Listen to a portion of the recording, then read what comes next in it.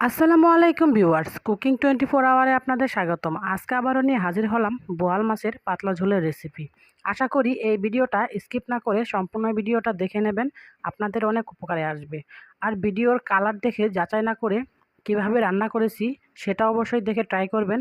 অবশ্যই রান্নাটা খেতে অনেকটাই সুস্বাদু বা ভালো হবে। তো গাইস, কথা না বাড়িয়ে চলে যায় এবার রান্নার মূল পর্বে। রান্নার শুরুতে এখানে আমি অনেকগুলো সিম, টমেটো, আলু সিদ্ধ করে নিয়েছি আর নিয়েছি অল্প করে ফুলকপি। আর এখন আমি নিয়ে নিয়েছি এখানে বেশ কিছু বোয়াল মাছ।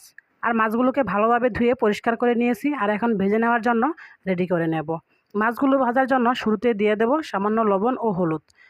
হলুদ ও লবণ দিয়ে মাছগুলোকে ভালোভাবে মাখিয়ে কিছুক্ষণ রেখে দেব। তো গাইস, কিছুক্ষণ রেখে দিয়ে এবার চলে যাব মাছগুলোকে ভাজার জন্য। শুরুতে আমি কড়াইতে তেল দিয়ে এক এক করে মাছগুলোকে দিয়ে দেব। তো গাইস, মাছগুলোকে কিন্তু আমি মিডিয়াম করে ভেজে নেব। একদম কড়া করে ভাজলে খেতে কিন্তু শক্ত লাগবে, আর ছোট বাচ্চারা কিন্তু শক্ত মাছ খেতে অতটা বেশি ভালোবাসে না। তো মাছগুলো ভাজা হয়ে গিয়েছে, এখন আমি নামিয়ে নেব। আর মাছগুলো নামানো হয়ে গেলে এখন আমি দিয়ে দেব কেটে রাখা ফুলকপি। ফুলকপিগুলো দেওয়ার পর ফুলকপিগুলোকে যেন ভালোভাবে সিদ্ধ হয় এমনভাবেই ভেজে নিতে হবে। তো গাইস, দেখতেই পাচ্ছেন ফুলকপিগুলো কিন্তু আমার প্রায় ভাজা হয়ে গিয়েছে। আমি আর কিছুক্ষণ ভেজে নিয়ে কপিগুলোকে নামিয়ে নেব।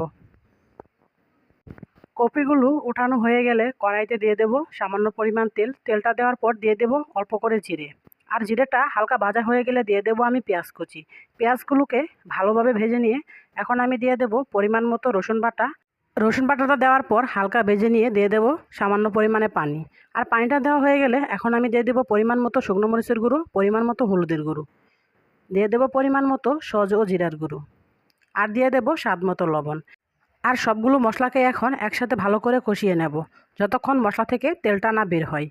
তো গাইস, দেখতে পাচ্ছেন মশলা থেকে কিন্তু অলরেডি তেলটা বের হয়ে গিয়েছে। মশলা আমার কষানো শেষ। আর এখন আমি দিয়ে দেব কষানো মশলার ভিতরে আলু ও সিম। আলুগুলো কিন্তু আমার সিদ্ধ করা আছে, সেজন্যই কিন্তু ভেজে নিলাম না। যারা কাঁচা আলু ব্যবহার করবেন অবশ্যই আলুটাকে একটু ভেজে নেবেন। এখন আমি সিম ও আলু একসাথে ভালোভাবে কিছুক্ষণ কষিয়ে নেব। আর সেজন্য আমি কিছুক্ষণ ঢাকনা দিয়ে ঢেকে রাখবো। তো গাইস, সিম ও আলু কিন্তু আমার কষানো অলরেডি হয়ে গিয়েছে। আর এখন আমি দিয়ে দেব পরিমাণ মতো পানি। আশা করি এভাবে আপনারা রান্না করলে খেতে অবশ্যই সুস্বাদু হবে, আর বাড়ির ছোটো বড়ো সকলেই অনেকেই পছন্দ করবে।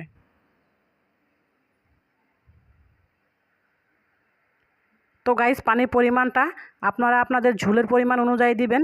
কেউ কমও দিতে পারেন, আবার কেউ বেশিও দিতে পারেন। তো গাইস, কথা বলতে বলতে কিন্তু আমার তরকারি বলকটা উঠে গিয়েছে। আর এখন আমি দিয়ে দেব ভেজে রাখা কপিগুলো। কপিগুলো দেওয়ার পর এখন আমি দিয়ে দেব কেটে রাখা টমেটো। তারপর আমি দিয়ে দেব ভেজে রাখা মাছগুলো। সবগুলো উপকরণ একসাথে দিয়ে আবারও কিছুক্ষণ ঢেকে রান্না করে নেব।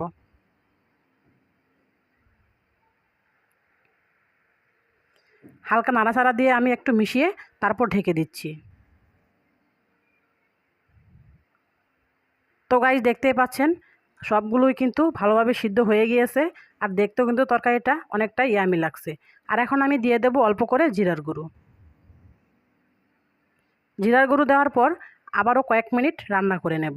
এতে করে কিন্তু তরকারির স্বাদটা আর একটু বেড়ে যাবে। আর সেজন্যই আমি কিছুক্ষণ ঢেকে রান্না করব। তো গাইস, কথা বলতে বলতে আমার রান্না কিন্তু একদম রেডি হয়ে গিয়েছে। আর তরকারির কালারটাও কিন্তু খুব সুন্দর চলে এসেছে। আর এখন আমি নামিয়ে পরিবেশন করে নেব। তো গাইস, চলুন পরিবেশন করে আপনাদের দেখিয়ে দিচ্ছি। তো গাইস, দেখতেই পাচ্ছেন ফুলকপিগুলো কিন্তু একদম আস্ত রয়েছে, একটুও গলে যায়নি। এভাবে রান্না করলে ফুলকপি কখনো গলে যায় না। অনেকেই বলে যে আমরা ফুলকপি রান্না করলে আমাদের ফুলকপিগুলো একদম গলে যায়। তো আশা করি এভাবে রেসিপিটা ট্রাই করবেন, ফুলকপি গলবে না, তরকারি খেতে অনেকটা সুস্বাদু লাগবে। তো গাইস, আমার পরিবেশনটা কিন্তু একদম রেডি হয়ে গিয়েছে। আর দেখতে পাচ্ছেন তরকারি কালারটা কতটা সুন্দর এসেছে। আশা করি এই ভিডিওটা আপনাদের অনেক ভালো লেগেছে। আর এই ভিডিওটা যদি আপনাদের ভালো লাগে তাহলে আমার চ্যানেলে সাবস্ক্রাইব করে আমার পাশে থেকে আরও সুন্দর সুন্দর ভিডিও বানানোর জন্য আমাকে সহযোগিতা করবেন।